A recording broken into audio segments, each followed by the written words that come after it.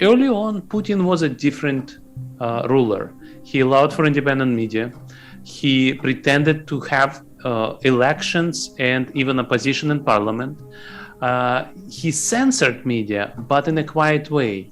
He repressed opposition, but on a limited scale and also very quietly. So Russians themselves didn't fully understand that they live in a dictatorship.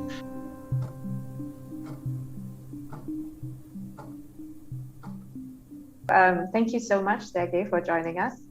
I think both through your academic research, but also maybe unfortunately through your personal experience, you are now an expert on autocrats. And in fact, you've just written a new book called Spin Dictators, where you're writing about a new breed of autocrats who have become genuinely popular within their countries by manipulating both the media and the perceptions. So is this how you see Putin? Like, has Putin been genuinely popular in Russia, and how did he achieve his popularity? Right. Maiting, thank you very much for inviting me and for indeed referring to this book, which is coming up in April in the United States and in June in Europe, but it's already pre-orderable in Amazon, and it will be an audiobook. There is a Kindle edition. Basically, in this book, together with Daniel Trisman, we explain this idea of spin dictators or informational autocrats that we've studied for several years and published a few papers in academic journals about. So basically, Putin was one of our inspirations, actually, when we started to work on this topic. But one difficult thing is, in academia, you write papers, you write books, it takes time, and then the subject of your research evolves. And so what happened to Mr. Putin? He's been one of the most sophisticated and quite successful spin dictators. But by now, he definitely moved to the other category, to the category of fear dictators, the traditional model where you close down independent media, when you put your opposition in jail, when you use brute force. And this is what dictators did in 20th century. So indeed, early on, Putin was a different ruler. He allowed for independent media. He pretended to have elections and even opposition in parliament. He censored media, but in a quiet way. He repressed opposition, but on a limited scale and also very quietly. So Russians themselves didn't fully understand that they live in a dictatorship. They saw independent media, they saw opposition in parliament, they saw elections, and they thought maybe we live in an imperfect democracy. But in fact, spin dictators are dictators. And this is this idea that we communicate that it's just a different species, a different breed. So dictators have evolved to be better suited for the realities of modern world, of globalized economy, of new information technology, of liberal order, which emerged after the Cold War, when we have international institutions that rule the economic and social and political life based on international laws. So for that, spin dictators pretended to be participants of this system and actually have become beneficiaries of this system. So this is what Mr. Putin has been doing for a while and quite successfully. Thank you. So essentially, spin dictators are camouflaged as more liberal politicians, but they're, at the end of the day, remain dictators. And now Putin is, in your words, turning more into a fear dictator. Is this essentially an inevitable consequence of these types of spin dictators being threatened? Or do we think of Putin as a more as a more unusual case? It is not unusual, but it's also not unavoidable. So basically, what we argue in the book, we provide a lot of examples. We also refer to data. So the book is a book for a general audience. However, there is an online supplement. So there'll be a website with all the graphs and tables, which are based on a multitude of data sources, some of them collected by ourselves.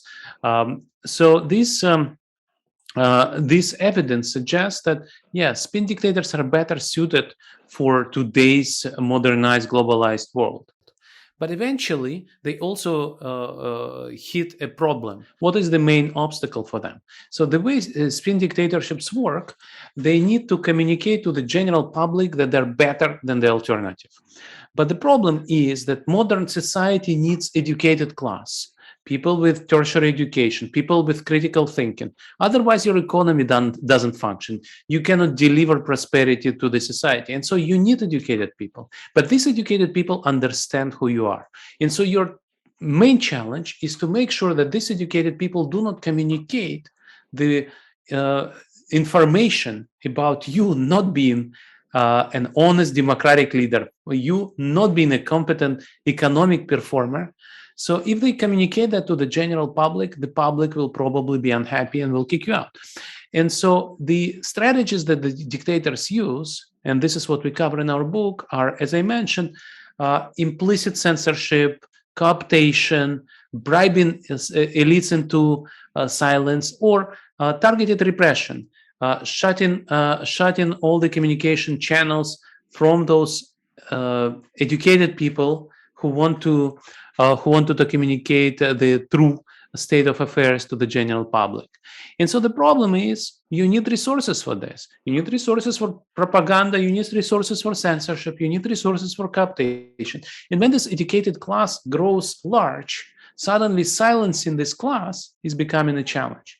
So you need to move a lot more resources away from normal people. And so the normal people observe that, well, you spend too much on the educated people, too much on co-opting the elites, too much on censorship and targeted repression, and there is nothing in the fridge for ordinary people. And so that is the challenge, and different spin dictators resolve this challenge in different ways. We believe that in the grand picture of things, these dictatorships will also democratize. Like in 20th centuries, we saw a number of waves of democratization. And so, for example, to give you an example of Armenia in 2018, Armenia was a information autocracy or spin dictatorship, and it democratized. Now, if you look at other examples, for example, Venezuela. Venezuela under Chavez was a typical spin dictatorship. Chavez was a charismatic leader who was truly popular. He also had a lot of cash to co-opt the elites around him because oil price was high. And then in 2013-14, you have a double shock.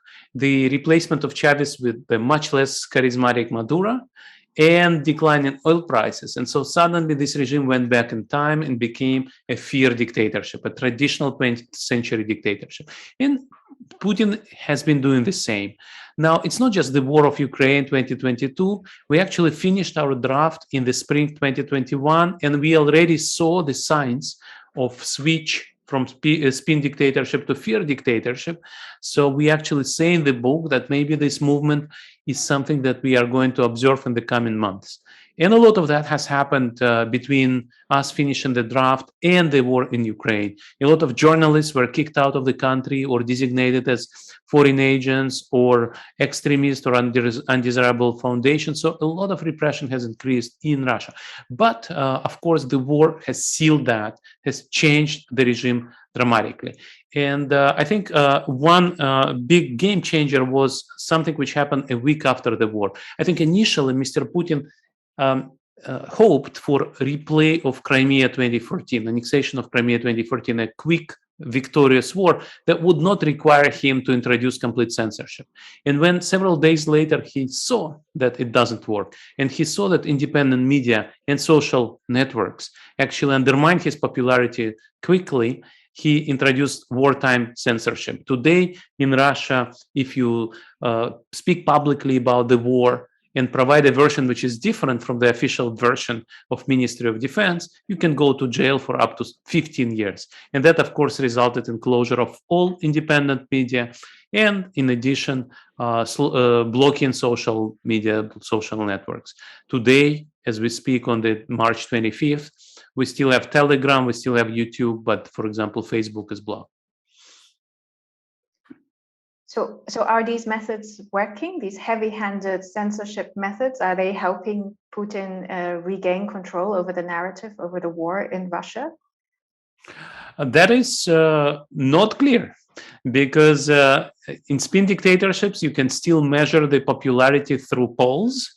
And we also discussed that. We also discussed that in the book, how reliable these polls are. And I highly recommend reading those chapters, because we also talk about more reliable methods of measuring the true popularity of non-democratic leaders, such as list experiments. And those can show you the gap between what people say in the poll and what they actually think. And in spin dictatorships, people are mostly unafraid of saying what they think, because they think they live in a reasonably free country. In fear dictatorships, people by definition fear. And so one statistic I would give you, that's not part of the book, evidently, is there was an attempt to run an independent poll recently. It was a phone poll, so not surprising, but still the numbers are striking. So when people were called by the pollsters, 95% of the respondents said, "I will not talk to you." So the response rate was 5%. Among those 5%, 2/3 say we support the war. But as a share of the total population, we really don't know to what extent we can actually trust the polls as they are right now. And yet, of course, people are terrorized into submission, like in Soviet Union, which was a fear dictatorship. To what extent these methods will work in terms of survival of the regime and Mr. Putin staying in power, that is a different question. Already in the short run, Mr. Putin's economy is crumbling, but in the long run, it will definitely suffer in economic terms, because without globalization, you cannot have prosperity. Today, 450 Western companies have exited Russia. So it will be difficult to build anything advanced without Taiwanese microchips, Boeing and Airbus planes, German cars, American software. All of that is now exiting Russia. And also people are running away. We talk a lot about Ukrainian refugees, and we should, because these are people who are being bombed, and there are 10 million displaced people, out of which 3.5 million left the country. There is a statistic that half of Ukrainian children are refugees. So this is a huge drama. And for example, this is why with Mikhail Baryshnikov and Boris Akunin, we set up this foundation through Russia for Russian diaspora to help Ukrainian refugees, because this is what Russians need to do now. But coming back to Russia, there are also Russian refugees. Could be a couple 100,000, could be 500,000 of best educated, best trained Russians who see no future for themselves in Russia and run away as we speak. If you work in an advanced IT company, there is no future for you in Russia. You move. If you work in professional services like McKinsey or legal firms or financial consulting, these companies have exited Russia. So you have no job in Russia, no career in Russia, so you leave. And the same applies, of course, to academics. The same applies to independent artists, writers. So there is a huge exodus of brains from Russia. And that, of course, will undermine economic growth in Russia. Now, we know that regimes like Venezuela or North Korea or Iran can actually last in isolation for many years or even decades. Russia is much more modernized and educated than those regimes. And even if 500,000 Russians leave, still many more tens of millions of Russians with higher education stay. And so it will be hard to imagine that this regime will sustain itself in this mode with a full-blown repression for years or decades.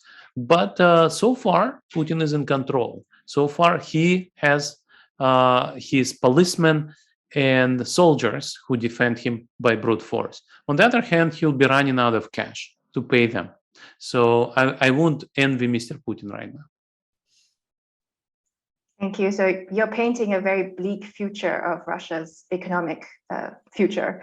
Well, and this is also partly where Western sanctions come in. So a lot of companies, as you mentioned, a lot of companies from the West are exiting Russia. And I a lot of that is an effort to delegitimize the regime and to show that they stand with Ukraine. But I was also wondering, I mean, throughout history, we have also observed that sanctions can also have the opposite effect, in which they actually increase nationalist sentiment in the country that are targeted by sanctions, and they produce a sort of rally around the flag effect. Is this a danger that you see in Russia right now? That's exactly the narrative that the regime wants to promote. And this is why many Russian opponents of Mr. Putin call for smarter sanctions, which distinguish between Russians who support and who do not support Mr. Putin, and offer an opportunity to break away from the regime. So honestly, while I'm in Europe, I've seen no Russophobia, in the sense that people only express compassion and support to Russians who are also suffering from the regime. Of course, once again, there is no comparison between a Russian who had to run away from Russia and start building his career abroad, or her career abroad, and a Ukrainian whose house is destroyed, whose family is wounded or killed. That's a different level of tragedy. But still, it would be useful if Europe supports those Russians who are against Mr. Putin. On the other hand, I should say that people often underestimate the impact of sanctions. People say, look, we imposed sanctions on Iran and the Iranian regime didn't collapse. Eventually, the regime change is not the sanctions goal.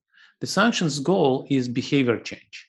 So the idea of Iranian sanctions was to bring Iran to a negotiating table on the nuclear deal. And that actually happened.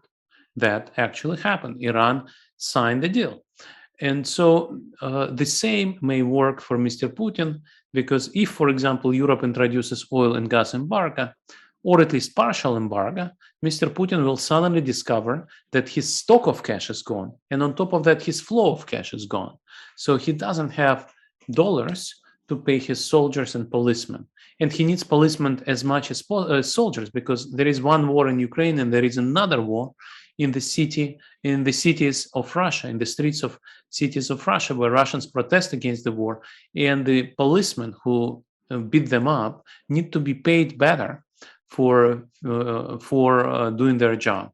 Otherwise, they will have compassion to the Russians who also suffer from lack of cash, but also protesting against the war. So all these things for Mr. Putin are not easy, especially if sanctions go further. But even if they don't, Russian economy is actually destroyed. We probably going to observe the worst recession since early 1990s. So even the crisis of 98 or 2008-9 was not as painful for Russia. So it's going to be a difficult year or couple of years for Mr. Putin, even if oil embargo is not imposed. So in the beginning of the war, there has been a lot of talk of not just the Russian armies and the Russian weapons entering Ukraine, but there's also been a lot of talk about information warfare. And to some extent, I mean, throughout history, propaganda has always been a part of war. But I was wondering, in your view, has internet and the social media changed this? And did we actually see a lot of attempts by Russia to influence not just the narrative within the country, but also how the war is perceived abroad? I think that's exactly right, and that's exactly why we wrote this book, Spin Dictators. And we also have a chapter where we show how spin dictators work with external audience, and that includes information warfare and also use of money through bribing Western elites, through hiring enablers that help to influence Western public opinion.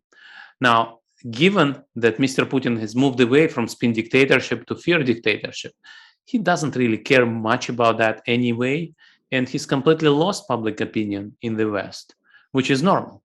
And so I think there'll be much less of use of informational warfare outside of Russia. Within Russia, it still matters. Mr. Putin still has all this narrative that Ukrainians are shooting at themselves and bombing themselves. In the global public opinion, the informational war has been won by Ukraine. which, by the way, also creates a risk of overestimating Ukrainian success. Ukrainians fought bravely beyond expectations. But if the West thinks that they have already won the war, that may actually be a disservice to Ukrainians because they keep needing the weapons, keep needing all support, financial and military, in terms of equipment, for standing up to Russian troops. And in that sense, informational warfare should be understood better. But overall, I think this is something that what spin dictators do, while Putin is no longer, he doesn't any longer care what the Western public thinks about them, thinks about him and his generals. And after President Biden said that Putin is a war criminal, I think there is no reason to keep talking about that. The Western public opinion has already made up its mind. Okay, so essentially he's lost that, at least that part of the war in terms of the court of public opinion in the West. But if we think about this going forward, do you think this will mean that we are going to be in a situation where we are going to have a more fractionalized internet and more fractionalized social media? So Russia is going to look more and more like China with homegrown tech companies. There's been a lot of talk about a Russian domestic internet infrastructure being built, and similarly, on the Western side, there will be a lot of pressure on governments and on Western social media companies to limit the speech of, spin or fear dictators like Putin and related like media outlets that the West sees as propaganda.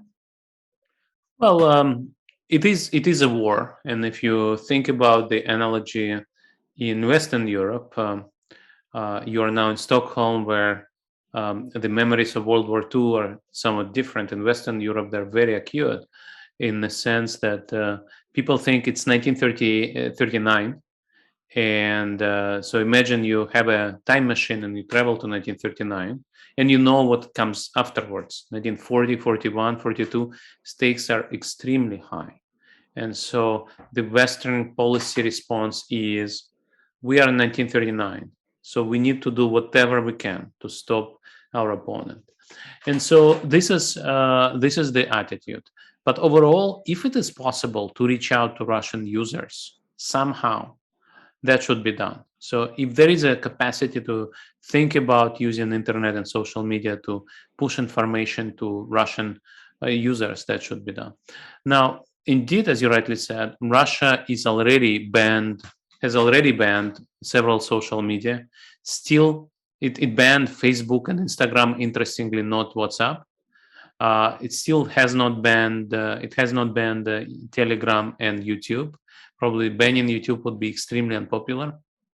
So this battleground is not lost yet, but this is a major battleground. And I think eventually the most logical baseline scenario is indeed Russia has its own internet. It may actually use technology developed by China, and Russian tech companies are excellent, but many of them will now bleed talent. A lot of Russians will just run away from those tech companies. So maybe Chinese technological solutions will be used. But that's exactly the issue. And then the next issue is, of course, Starlink, where Elon Musk company can actually beam internet from the sky. And that is going to be an interesting battleground too. In Soviet times, these were shortwave radios, where Radio Freedom, Radio Liberty, Radio Free Europe, Radio Voice of America and BBC and Deutsche Welle would speak in Russian language to Soviet audience. And that was an important factor of undermining Soviet regime. And so I think something like this will continue. Both the radio and social media somehow will continue. Russians can install VPN, and many will. Thank you very much. On this rather grim note, let's end the interview here. Thank you so much, Sergei. Thank you so much, Maiting. Thank you.